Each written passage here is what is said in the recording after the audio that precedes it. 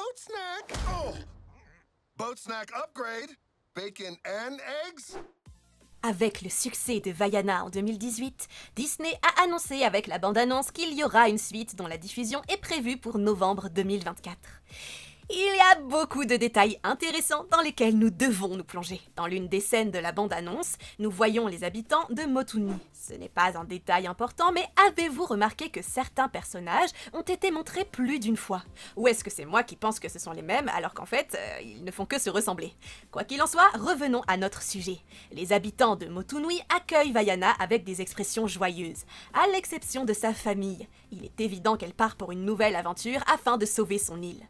Les gens autour de sa famille sont très sûrs d'elle. Cependant, sa famille a quelques inquiétudes, naturellement, qui sont révélées par leurs expressions inquiètes. Après le premier film, beaucoup de choses ont changé. Après toutes ces années, sa famille a vieilli.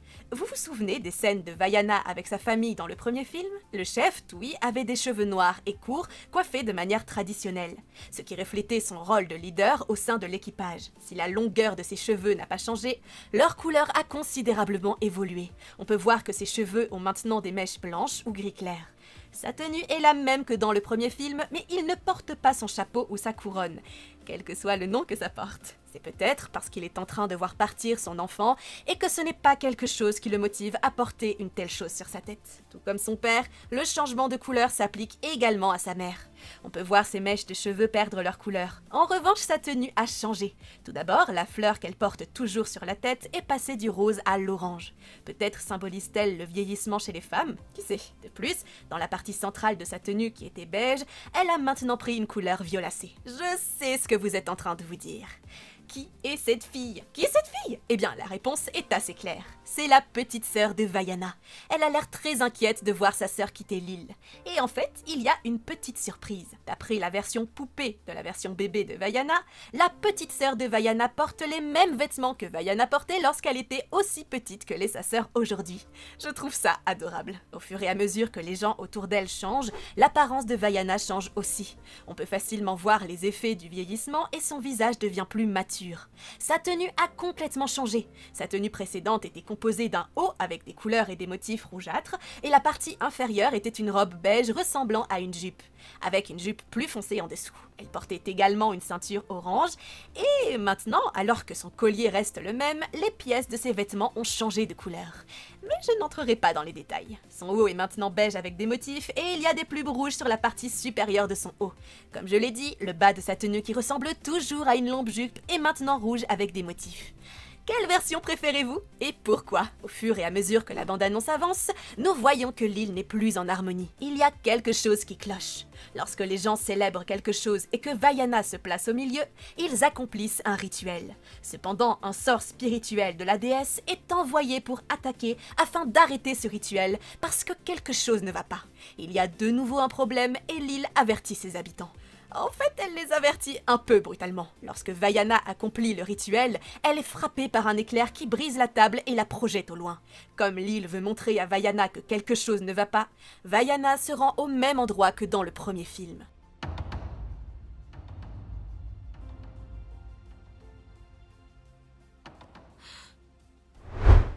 C'est la grotte que Tala lui a montrée dans le premier film. Elle lui a dit que la question qu'elle ne cesse de se poser s'y trouvait en réponse. Elle y a vu la voile emblématique qui était le symbole de Vaiana dans le film. Et lorsqu'elle a manipulé les objets et commencé à battre le rythme, les torches autour d'elle se sont allumées et ont donné les réponses aux questions qu'elle se posait souvent. Dans cette partie, l'objectif de Vaiana est évident.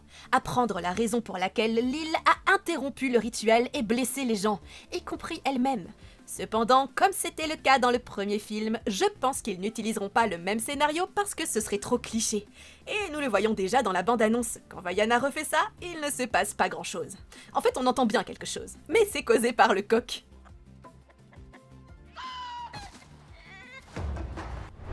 Voyant cela, Vaiana le jette au loin. Dans les scènes suivantes, nous voyons Vaiana et quelques personnes de son île partir vers l'océan. Cependant, cela n'arrive absolument pas après que Vaiana ait trouvé le problème.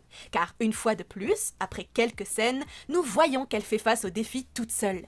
Ces scènes pourraient provenir du début du film, où l'on nous montre que tout est en harmonie, jusqu'à ce que l'incident de la foudre se produise.